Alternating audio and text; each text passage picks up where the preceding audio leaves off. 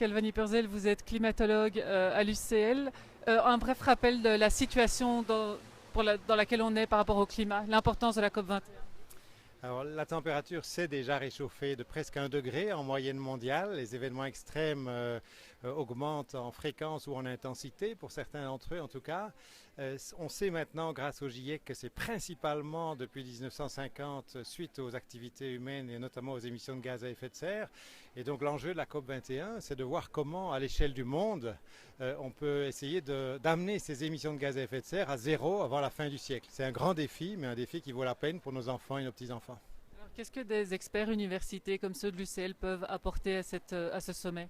C'est essentiel que les décisions politiques à ce niveau-là soient basées sur le savoir, sur les meilleurs résultats de recherche. Et il y a à l'UCL, au centre de recherche Georges Lemaître sur la Terre et le climat, des compétences extraordinaires qui touchent au climat, en modélisation du climat, en étude des climats passés notamment. Il y a aussi au sein du Earth and Life Institute des compétences plus générales quant aux impacts des changements climatiques sur les écosystèmes, par exemple, ou sur le rôle des sols dans la lutte contre les changements climatiques.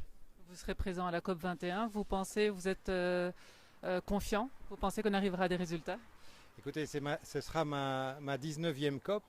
Je n'en ai manqué que 2, donc je sais comment ça marche, je sais qu'il y aura des résultats, il y aura des progrès, mais ce sera malheureusement encore très insuffisant par rapport à ce qui est nécessaire. Il faudra encore malheureusement d'autres COP après celle-ci et surtout d'autres efforts à tous les niveaux pour protéger le climat suffisamment.